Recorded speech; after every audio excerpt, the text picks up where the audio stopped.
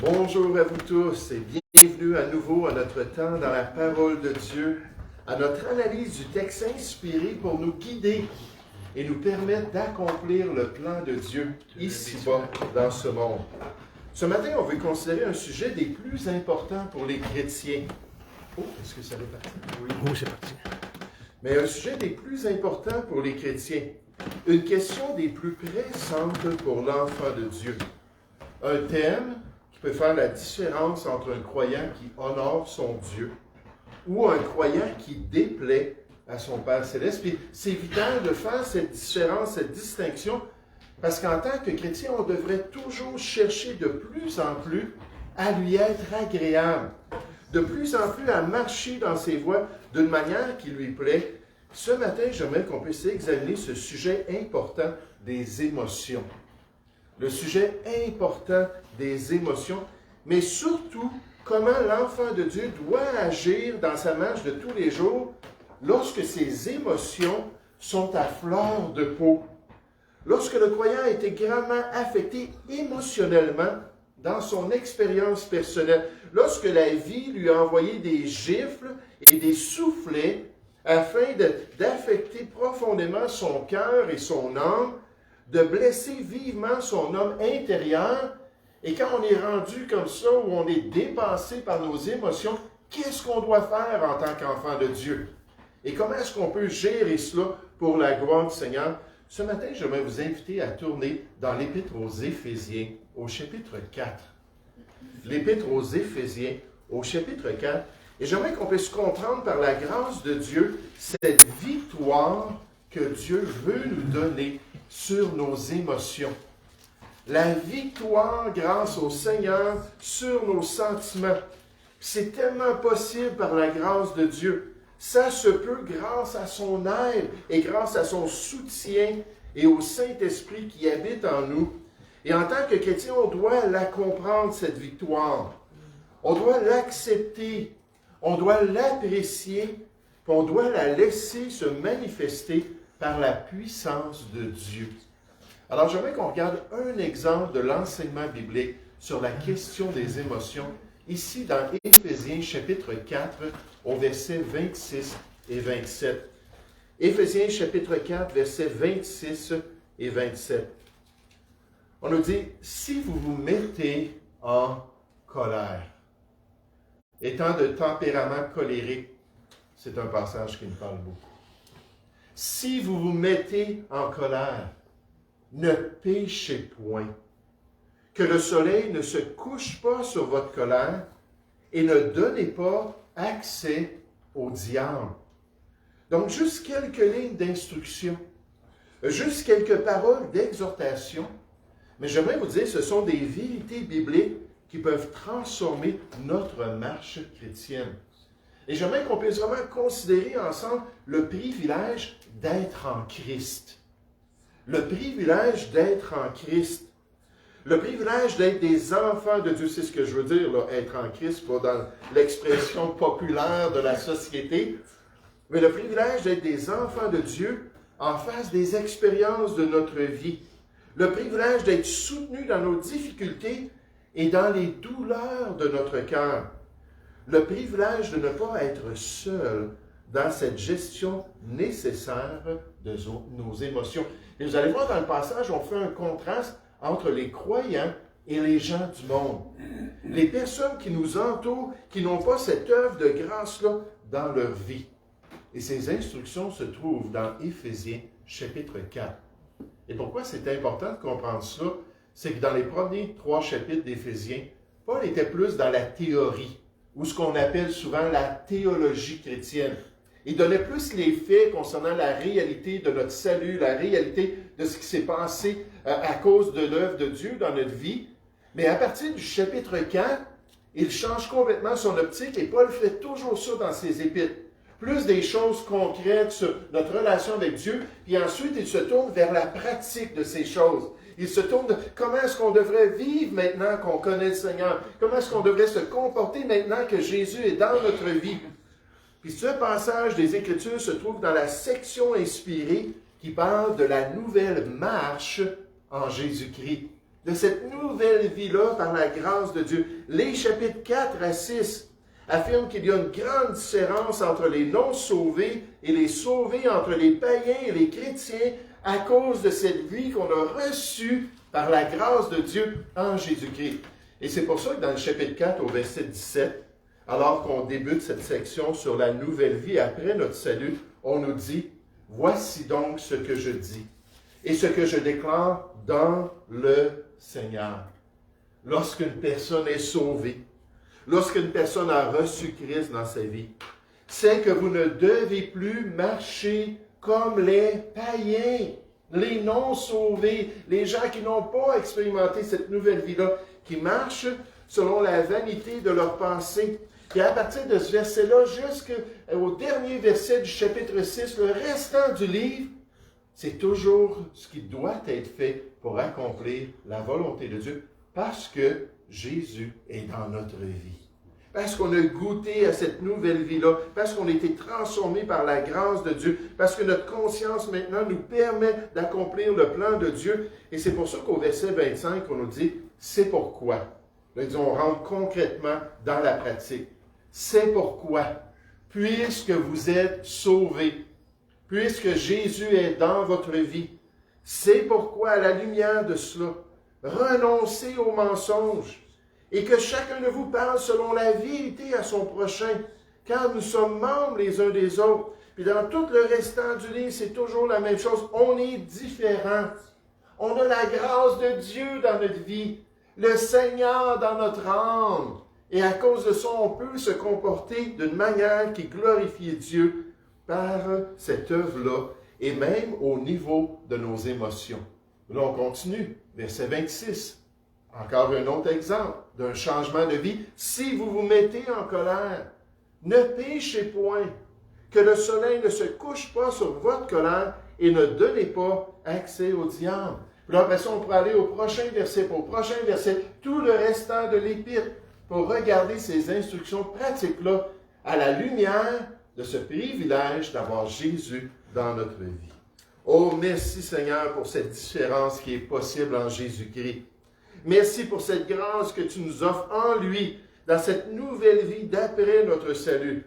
Merci parce que nos émotions peuvent maintenant être soumises à ta volonté et à ton plan pour notre existence. Croyez dans l'amour et la puissance de Dieu, plus que vous ne croyez en vos propres sentiments et expériences. Votre rocher, ce n'est pas vos émotions.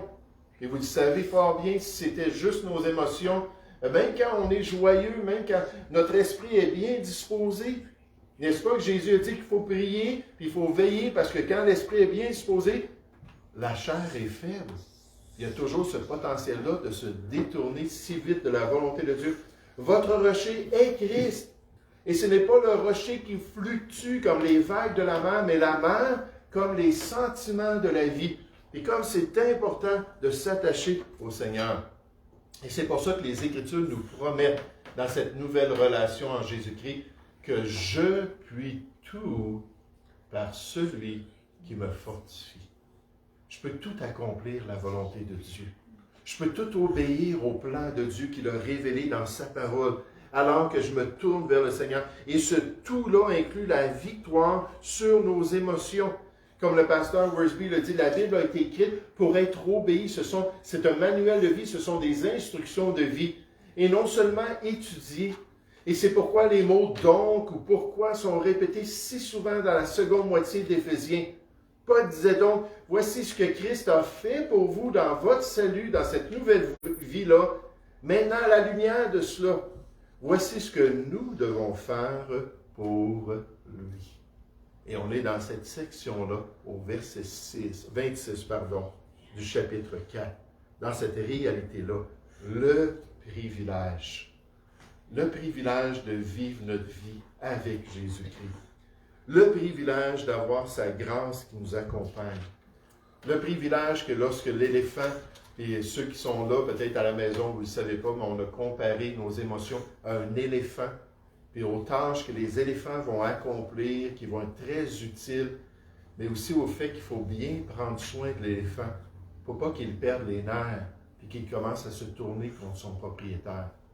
Il y a beaucoup de monde dans différents pays, à travers l'histoire, qui ont été tués par leur éléphant, parce qu'ils ne savaient pas comment l'entretenir ou ils ont été imprudents dans la gestion.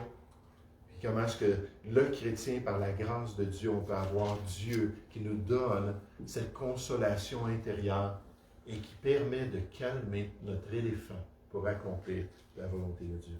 Maintenant, lorsqu'on pense à ce passage, en face des défis qui sont associés à la gestion de nos émotions, en considérant les difficultés, surtout dans certaines vies. On a tous des faiblesses et des forces. Puis il y a des gens, leur faiblesse, c'est vraiment leur question d'émotion.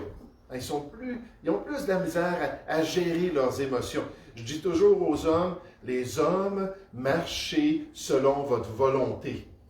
Il faut comprendre la volonté de Dieu. Jésus, vraiment, était toujours en train de dire, il est écrit, donc voici ma norme, voici mon standard, voici le gabarit de ma vie, et basé sur la révélation du plan de Dieu, je vais obéir et je vais accomplir son plan. Mais messieurs, je m'aperçois que des fois, les hommes se laissent plus guider par leurs émotions, se basent plus sur comment est-ce qu'ils se sentent avant de faire la volonté de Dieu, puis suivre le Seigneur.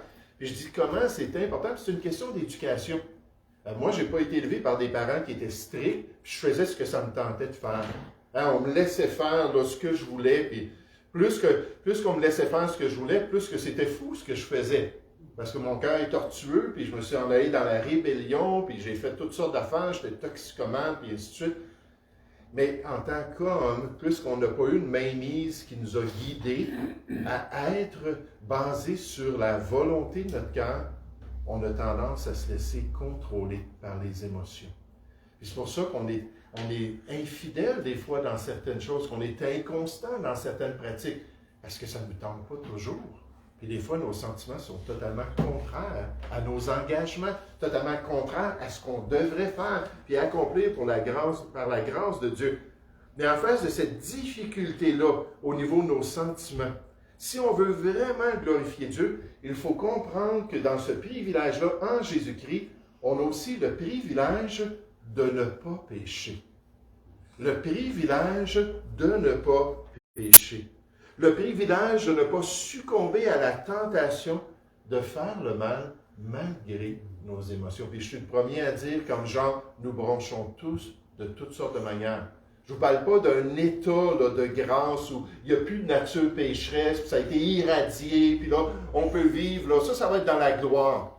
Le vieil homme, là, il a été crucifié avec Jésus-Christ, puis il ne se rendra pas dans le royaume de Dieu. Parce qu'il n'y a rien de corruptible qui va rentrer dans le royaume de Dieu. Ça va être extraordinaire. Mais quand même, en marchant quotidiennement avec le Seigneur, ce privilège, malgré nos émotions, de suivre la volonté de Dieu, le privilège de pouvoir surmonter l'épreuve et vaincre l'emprise que nos sentiments ont sur nos décisions, le privilège d'expérimenter la victoire en toutes choses par la grâce de notre Dieu, même sur nos émotions, même sur le gros éléphant qu'on a à l'intérieur de nous. Quelle bonté et quelle générosité de notre Père céleste de nous offrir une telle victoire. Regardez notre texte principal, Éphésiens chapitre 4. On nous dit, si vous vous mettez, verset 26, si vous vous mettez en colère, si l'irritation est déjà présente dans notre cœur, peut-être même ça s'est développé en haine, en amertume, dans un esprit de vengeance qui veut dominer nos sentiments, la Bible nous dit, ne péchez point. Ne péchez point. Tolérance zéro. Et là, c'est intéressant, c'est l'impératif présent dans le grec. Ceux qui connaissent la langue originale du Nouveau Testament, ça veut dire que c'est un temps continuel. On pourrait dire ne péchez point sans cesse pour toujours. Donc, le plan de Dieu, c'est qu'il n'y ait aucune excuse, qu'il n'y ait aucun contexte, qu'il n'y ait aucune raison, qu'il n'y ait aucune épreuve. Dieu nous dit ne péchez point. 1 Jean 2,1 dit la même chose. Frères, je vous ai écrit ces choses afin que vous ne péchiez point. Ça, c'est l'idéal nécessairement. Ça, c'est la grâce de la stature parfaite de Jésus-Christ qui se développe en nous alors qu'on grandit dans les voies de Dieu. Mais on nous dit ici en face de nos émotions, faites ce qui est bien. Accomplissez la volonté de Dieu. On nous dit que le soleil ne se couche pas sur votre colère. On y revient dans un instant et ne donnez pas accès au diable. La victoire est disponible en Jésus-Christ. La transformation de nos émotions est à la portée de tous les chrétiens par l'œuvre de l'Esprit de Dieu qui veut développer une maîtrise de soi en lui. Puisque le Seigneur nous ordonne et nous permet de surmonter ces pressions intérieures qui affectent notre marche de tous les jours. Si vous avez un cœur troublé, si vous avez été profondément blessé, si vous êtes tellement déçu, les gens disent ça des fois, je suis déçu de mon église, je suis déçu de mon pasteur ou mes pasteurs, puis qu'on est tellement déçu, Dieu dit, fais le bien malgré tout. Ne te laisse pas vaincre par le mal, surmonte le mal par le bien. Romains 12, 21. Donc Dieu nous dit, c'est notre responsabilité de le faire. Puis nécessairement, on comprend que seul Jésus-Christ est parfait. Et par conséquent, lui seul pouvait marcher dans une obéissance parfaite et sans péché. Mais, parce qu'on est en Jésus-Christ maintenant, il est à l'intérieur de nous. Lorsque nous laissons le Saint-Esprit nous transformer de l'intérieur, nous grandissons en sainteté, le processus de sanctification. Et c'est le processus de sanctification qui peut également être décrit comme la croissance spirituelle dans la grâce de Dieu. Plus nous lisons la parole de Dieu, plus nous passons du temps avec Jésus, plus nous laissons le Saint-Esprit nous transformer de l'intérieur, plus nous grandissons en obéissance et en sainteté en tant que chrétiens. Je trouve ça intéressant que Paul dit ça aux Éphésiens.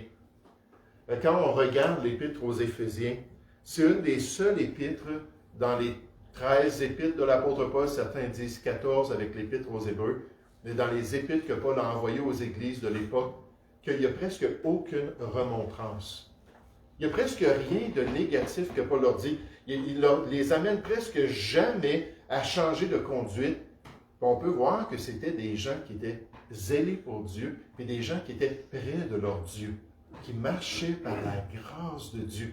Puis là, il leur dit, là, dans ce processus-là, écoute, là, vous allez avoir des temps difficiles, même si vous êtes spirituel, même si vous aimez le Seigneur, même si vous voulez plaire à Dieu, Dieu va vous mettre dans l'épreuve, dans 1 Pierre 4,12, ça ne sera pas étrange pour vous quand même de passer par la fournaise de l'épreuve. Mais il dit, même dans ces circonstances-là, il dit, Dieu va vous permettre de ne pas pécher par sa grâce et sa puissance. Au niveau de nos émotions, comme dans les autres aspects de notre vie, et dans ce processus de transformation à l'image de Jésus-Christ, la parole de Dieu promet aux chrétiens en nous disant, car le péché n'aura point de pouvoir, n'aura point d'autorité sur vous, puisque vous êtes non sous la loi, mais sous la grâce. J'aimerais juste vous rappeler que si on pêche à cause de nos émotions, à cause qu'on est affolé, et à cause qu'on se met en colère, je vous donne des exemples dans un instant, que c'est un péché.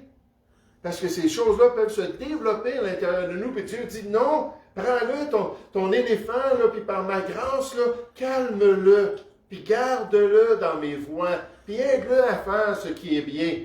Puis que tes émotions puissent suivre tes actions. C'est toujours comme ça. Ce couple-là qui était allé voir un jour un conseiller chrétien, ils avaient dit, on a essayé des conseillers dans le monde, des médiateurs là, maritaux, puis ainsi de suite. Puis on n'arrive plus à s'aimer l'un l'autre. Nos émotions, là, cette passion, cet amour, c'est juste une dizaine d'années qu'ils étaient ensemble. Là. Mais leur passion, puis leur intérêt mutuel, ils disent, on n'en a plus. Il n'y a plus ces émotions-là, on ne s'aime plus. Là, le conseiller chrétien, il dit, vous ne comprenez pas l'amour comme Dieu l'a décrit dans la parole de Dieu. Là. Il dit, l'amour, ce n'est pas juste un sentiment, l'amour, c'est surtout une action. Il dit, voici ce que vous allez faire. Mettez sur une feuille de papier tout ce que vous faisiez lorsque vous vous fréquentiez. Lorsque là, vos émotions étaient positives, vous aviez juste hâte de revenir du travail pour être avec elle, pour être avec lui. Vous aviez tous ces sentiments-là. Puis il dit, vous avez tout écrit ce que vous faisiez dans cette époque-là, puis là, vous allez recommencer à les faire. Ça peut être acheter une fleur, ça peut être aller prendre une marche, toutes les petites attentions. Votre volonté va vous dire, je vais faire ce qui est bien, Et les sentiments, je les mets de côté. Et finalement, après 2 semaines, ils sont revenus devant le conseiller. Ils se tenaient main dans la main. Avant, là, ils étaient séparés l'un de l'autre. Ils se tenaient main dans la main. Puis on dit, c'est correct. On n'a plus besoin maintenant. Parce que là, les sentiments d'amour sont revenus. Les sentiments doivent toujours suivre les choix. Doivent toujours suivre votre conduite. Que ça vous tente ou ça ne vous tente pas, venez à l'église. Que ça vous tente ou ça ne vous tente pas, allez prendre une marche avec votre conjointe ou allez évangéliser votre voisin. Puis là, à un moment donné, là, vous allez voir, oh, ça devient plus facile parce que les sentiments disent, ah, c'est ça qu'on fait. Bien, on va s'aligner avec la conduite. On va suivre ce qui est bien. Mais on nous dit que ce péché-là n'aura point de pouvoir sur nous parce que nous sommes non sous la loi, mais sous la grâce, Romains 6,14.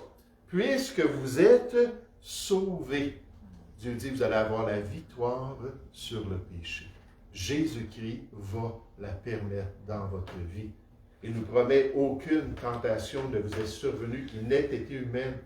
Et Dieu qui est fidèle, Dieu nous promet, ne permettra pas que vous soyez tentés au-delà de vos forces. Oui, mais c'était trop fort pour moi, pasteur. Oui, mais c'était trop intense le sentiment de mon cœur. Oui, mais je n'ai pas eu le choix de faire cela. Dieu dit, non, non, non, non, tu es un chrétien. Ça n'arrivera jamais à cela. Tu vas le faire peut-être, mais ce n'est pas parce que c'était trop grand. Te sous-estimer ta force morale, te sous-estimer la grâce de Dieu dans ta vie. Aucune tentation. Dieu ne le permettra pas, mais avec la tentation, il préparera aussi le moyen d'en sortir afin que vous puissiez la supporter. J'aimerais vous illustrer cela. C'est une histoire d'un chrétien, d'un enfant de Dieu. Il était ouvrier, puis il travaillait à réparer des systèmes de chauffage industriel sur le toit des gratte-ciels, des gros systèmes de chauffage. Et à chaque fois qu'il travaillait, il appelait la centrale, pour leur demander de fermer le courant. Il ne faut pas qu'il y ait de courant qui passe à travers l'appareil, nécessairement, il allait tout la défaire, tout enlever, les connexions, puis ainsi de suite. Cette journée-là, pourtant, alors qu'il travaillait sur l'engin, à un moment donné, il avait les mains sur tous les fils, puis le courant d'un cycle dans ces machines-là, le courant est revenu, alors qu'il touchait à tout cela. Puis instantanément, tous ses muscles, avec un courant si fort que ça, tous ses muscles ont crispé. Là, il était là, puis ses mains ont fermé sur les fils. Là, il était en train d'être électrocuté. Il dit, c'était comme une flamme. Il chantait le feu rentrer dans mon corps. Là, il ne pouvait absolument rien faire.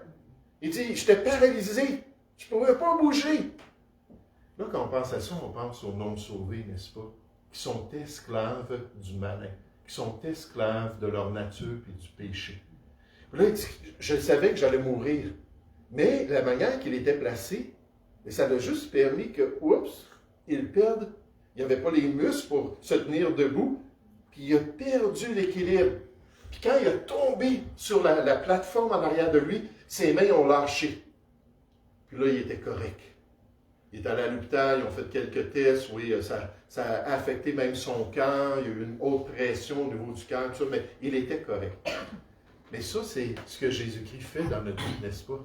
Il nous amène à cette place-là où on tombe, il nous amène à cette place-là où on se tourne vers lui, puis là, il peut nous libérer de l'emprise du péché. C'est exactement cela que Jésus-Christ veut faire.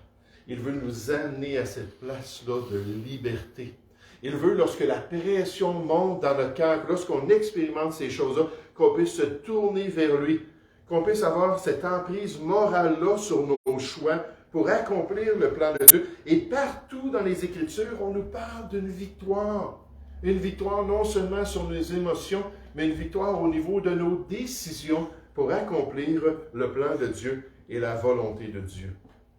Maintenant, est-ce qu'on est prêt à saisir cette victoire? Je me souviens d'un autre exemple, puis quand je parle de pasteur, nécessairement cette victoire-là qui se trouve en Jésus-Christ, mais quand je parle de pasteur, ça vient toujours me toucher, mais c'est un pasteur, un ami que je connaissais. Puis le gars, avant d'être sauvé, il a été sauvé plus tard dans la vie, c'est un ancien bagarreur. Le gars, c'est une armoire à glace. Là. Naturellement, il ne s'était jamais entraîné dans sa vie pour être gros, tout ça, mais il avait une grosse ossature, puis c'était une armoire à glace. Et c'était un homme qui ressemblait, son apparence, c'était pas un homme très beau, il était marié avec des enfants, mais son apparence, il avait l'air d'un tueur à gages. littéralement là, un mafioso, là, un Italien avec une grosse mâchoire. Là. C'était l'homme le plus tendre au monde. Mais dans son ancienne vie, par contre, Fait que là, le dimanche matin, il s'en va à l'église, puis il s'en va pour être une bénédiction pour l'Assemblée chrétienne. Et alors qu'il conduit, c'est quand même un petit bout de temps avant de se rendre là, il y a une voiture qui arrive en avant de lui, puis il le coupe. Là, il faut qu'il ralentisse. Là, la voiture ralentit. Là, il ralentit, puis il s'adapte à elle. Là, il dit, ben, je ne veux pas être en retard. Fait que là, il passe à côté, puis il la dépasse. Là, la voiture s'en vient, puis fait encore la même chose. Puis le coupe, il ralentit. Tu vois, on dort, ça, c'est-tu un frère qui joue un tour, tout ça? Puis là, tout le long sur le boulevard, la personne, c'est en Ontario, un gros boulevard, la personne continue à y faire ça. Là, à un moment donné, là, il tenait le volant, là, puis le pasteur, il commençait à être vraiment tanné. Ils arrivent à une lumière, il sort de la voiture, il frappe, bang, sur le dessus de son auto. Il y a les 2 points comme ça, puis il dit, je vais aller régler son cas. Là, il s'arrête, il regarde dans la voiture. Sa femme était là. Ah! Elle n'a jamais vu son mari comme ça. Les 2 enfants étaient là, puis il n'avait jamais vu leur père comme ça. Puis là, lui, il a regardé ses poings, il a regardé sa haine, il dit, Seigneur, qu'est-ce que j'ai fait? Il dit, je suis revenu à mon ancienne vie. Il dit, je suis allé le voir, là, j'avais arraché la tête, là. Là, il s'est assis dans la voiture. Il a demandé pardon à sa famille, il a demandé pardon à Dieu. Puis là, il est parti, puis il est allé à l'église. Puis le gars, il en a profité pour y faire une couple d'autres fois. Il n'a rien fait. Mais vous savez, dans son ancienne vie, cet homme-là, jamais aurait ralenti son émotion. Jamais, une fois provoqué, il n'aurait pas allé jusqu'au bout, jusqu'à ce que l'autre gars soit à terre inconscient. Mais là, à la lumière de cette irritation-là, l'Esprit de Dieu dans son cœur dit, qu'est-ce que tu fais? Arrête! Voyons donc! Et là, il s'est ressaisi par la grâce de Dieu. Il a réglé la situation, puis son épouse, on en avait parlé, puis elle a dit, j'ai vraiment eu peur, parce que le gars, juste ses mains, c'était comme des pattes d'ours. Énorme, fort, un homme qui était dangereux. Mais par la grâce de Dieu, on a eu la victoire pour accomplir la volonté de Dieu. Merci Seigneur pour ces victoires sur notre ancienne nature. Merci Seigneur pour ces victoires sur nos anciennes habitudes, sur notre péché. Merci pour la victoire garantie même sur nos émotions. Et des fois, on en parle avec des gens et ils disent, oui, mais c'est des émotions.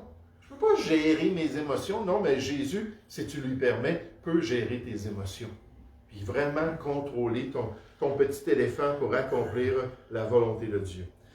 Mais alors qu'on termine ce matin, j'aimerais qu'on puisse considérer que si nous ne laissons pas le Seigneur nous calmer, si nous ne permettons pas à Dieu de nous contrôler, si peut-être nous sommes un peu rebelles dans les émotions qu'on vit, puis on est entêté envers les réactions de notre cœur, envers nos sentiments, puis qu'on ne laisse pas Dieu transformer nos attitudes et notre conduite, alors en Jésus-Christ, le privilège va être gaspillé. Le privilège de cette nouvelle vie-là va être gaspillé. Le privilège d'être différent dans ce monde. Le privilège d'être victorieux dans notre nouvelle vie. Le privilège de glorifier Dieu dans ce monde par des émotions qui sont contrôlées par le Seigneur. Regardez encore notre texte au verset 26. On nous dit, si vous vous mettez en colère, ne péchez point. Ça, c'est l'idéal, c'est ce que Dieu veut. Que le soleil ne se couche pas sur votre colère. J'ai parlé aux hommes tout à l'heure. Là, j'aimerais ça parler un petit peu aux femmes. Hein, des fois, on laisse pas mal des émotions rester dans notre cœur longtemps. Hein, on est-tu tanné de cette chrétienne-là? On est-tu tanné de cette situation-là? On va même en parler. Avant, c'était par le téléphone. Maintenant, c'est de se texter un petit peu. On va en parler aux autres. Et là, on va se pomper les uns les autres. Il y a des femmes comme ça qui ont tellement de la difficulté à ne pas devenir amères envers des choses qui sont presque anodines. Des choses qui auraient dû être réglées instantanément.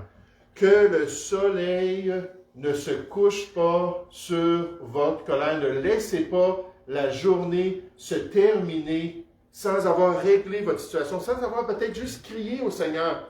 Seigneur, j'aime pas ça, mes sentiments. Seigneur, j'aime pas ça, comment est-ce que je me sens. Seigneur, je veux pas vraiment me venger de cette personne-là. Je suis tanné de parler contre elle. Je suis tanné de la calomnier dans son dos. Seigneur, là, change-moi, puis fais quelque chose. Je veux pas me coucher tant que c'est pas réglé. J'aimais ça dans un cours sur le couple chrétien. Une des sections, c'était toujours prendre le temps avant de se coucher. Puis là, il se basait sur ce verset-là. Donc, l'homme et la femme sont assis sur leur lit. Et est-ce qu'aujourd'hui, je t'ai blessé? Est-ce que peut-être je t'ai offensé d'une manière ou d'une autre? Y a-t-il quelque chose que tu veux me dire? Là, il s'assurait que s'il y avait un problème ce jour-là, que ça se réglait ce jour-là. Parce que regardez la conséquence.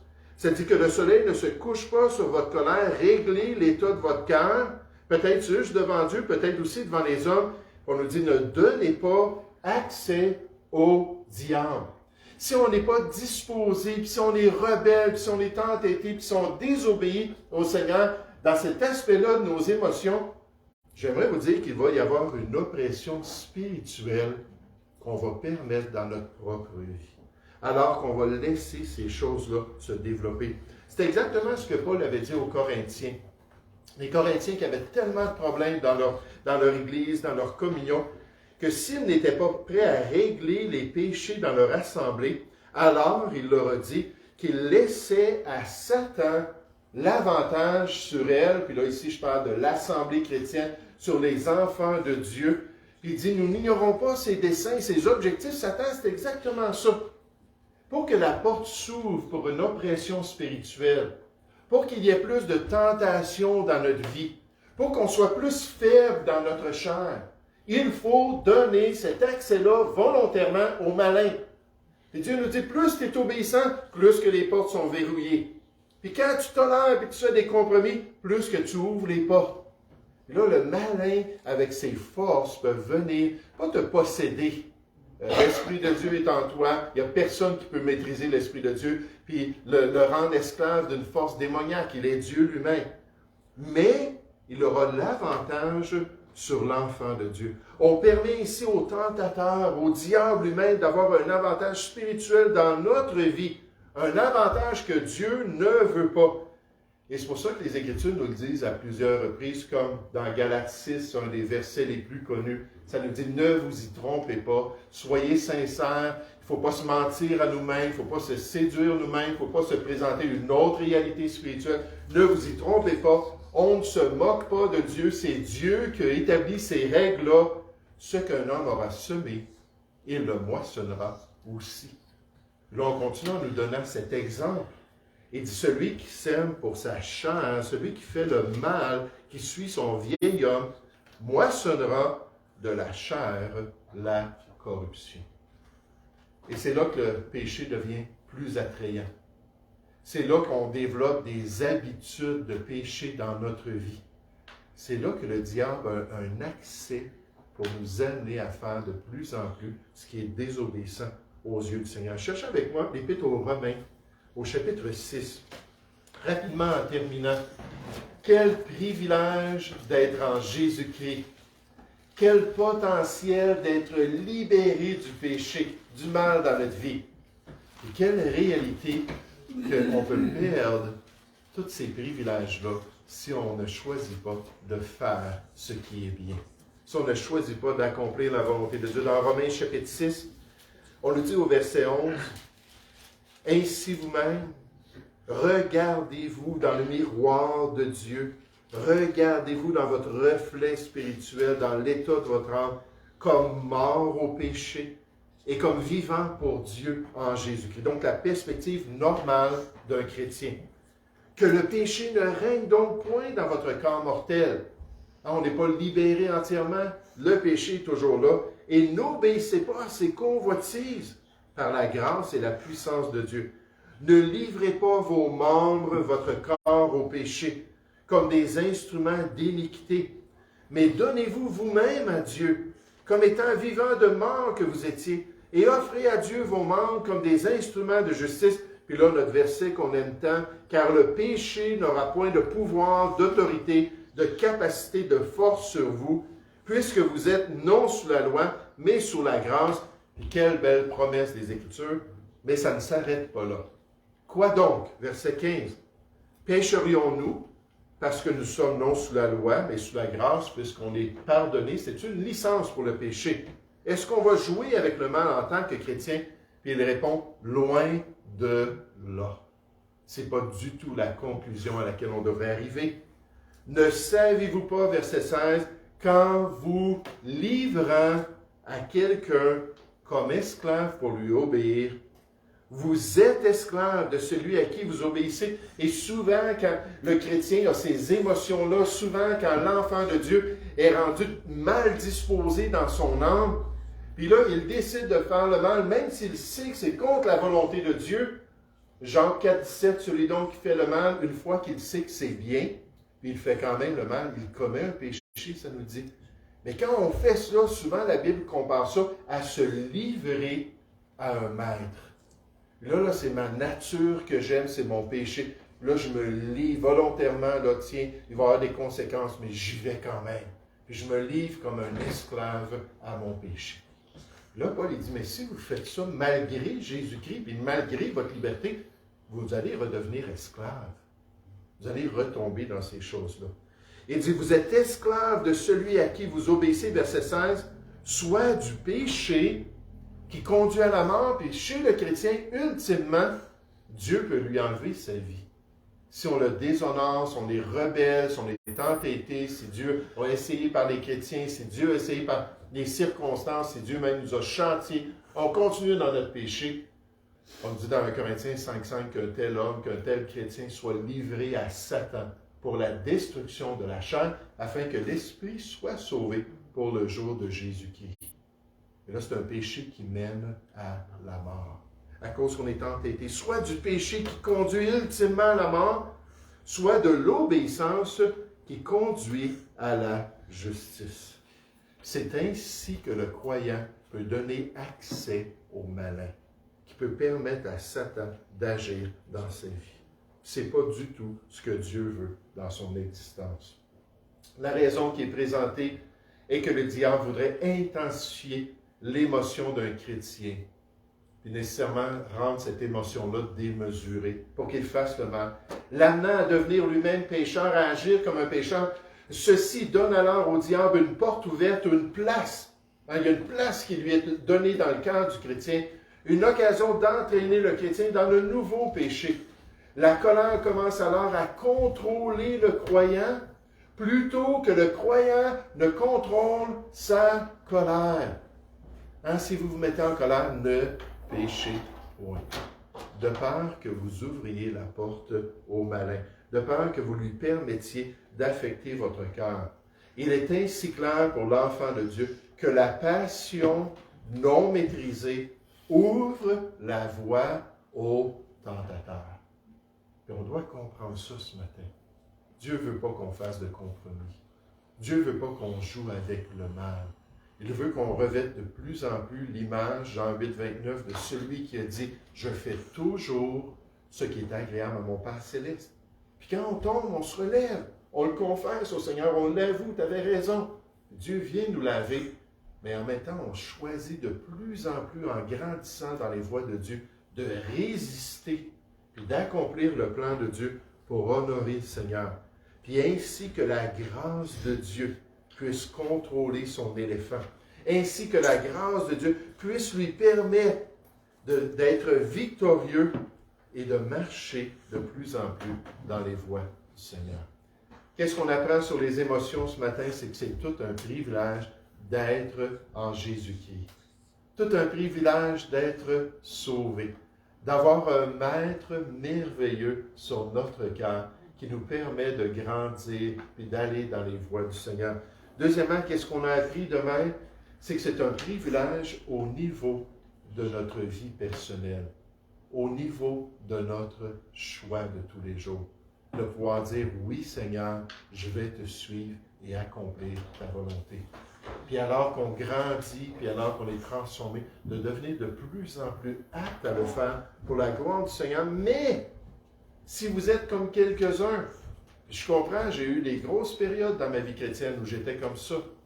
Mais si vous avez tendance à aimer votre péché, à avoir un cœur endurci, Hébreux 3.12, on l'a vu la semaine passée, au point de se détourner du Dieu vivant. Et pourquoi? Par la séduction du péché. Et vous pensez qu'il n'y a pas de conséquences dans votre vie, puis que c'est tellement agréable. Dans Hébreux chapitre 10, on parle de la jouissance. Dans Hébreux chapitre 11, pardon, au niveau verset 25, de la jouissance que même quelqu'un comme Moïse avait en Égypte. La jouissance du péché. Mais c'est toujours un plaisir momentané, qui a toujours un coût qui lui est attaché. Le diable attend juste que la porte lui soit ouverte. Mais si nous sommes déterminés, si on a choisi dans nos cœurs d'accomplir la volonté, malgré nos émotions, Dieu peut nous permettre de devenir constants, peut nous permettre d'être de plus en plus fiables, et d'être de plus en plus forts avec des émotions qui suivent notre volonté, qui fait ce qui est bien. Imaginez si tous les chrétiens étaient joyeux de faire le bien, s'ils étaient tous excités de servir le Seigneur, puis leurs émotions étaient gérées par une volonté qui était déterminée à faire ce qui est bien aux yeux de Dieu. Nous allons prier ensemble. Oui, Père Céleste, on veut te louer, on veut te remercier pour ta grâce, Seigneur. Je veux vraiment te remercier pour ton aide ce matin à partager juste quelques pensées sur un sujet tellement vaste, un sujet tellement important. Mais Père Céleste, aide-nous à sonder les Écritures, aide-nous à plonger les regards dans ta parole, aide-nous à de plus en plus être imbibés par ta vérité, parce que ta parole est la vérité, afin de pouvoir savoir comment gérer nos émotions.